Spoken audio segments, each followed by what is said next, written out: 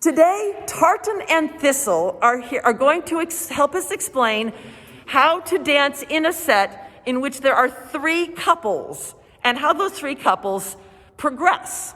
So when you are lining up for a set, you've got a couple number one, followed by a couple two, followed by a couple number three. And then we start over with another couple one and another couple two and another couple three. So as we are dancing, what is going to most likely happen is the ones are going to do a thing. When that thing happens, most often, the ones are going to go down the center, back, and cast. Let's have the ones do that. So the ones, both sets of ones, they go down the center, and they turn around, and they come back, and the ones cast around the twos, and the twos move up.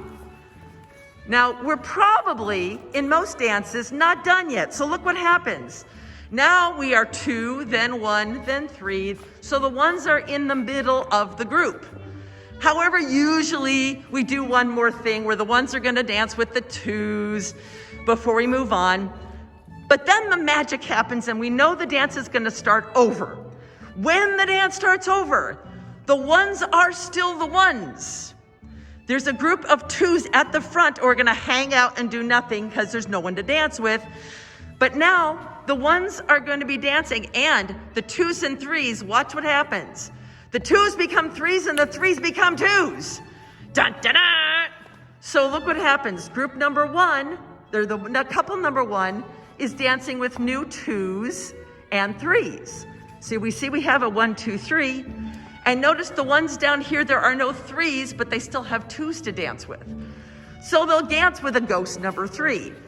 So once again, here's our 1, 2s, and 3s. So the couple number ones are going to go down. We'll have them go down the center and back again.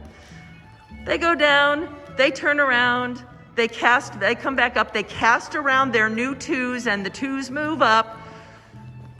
And they're going to do probably something else with the twos still.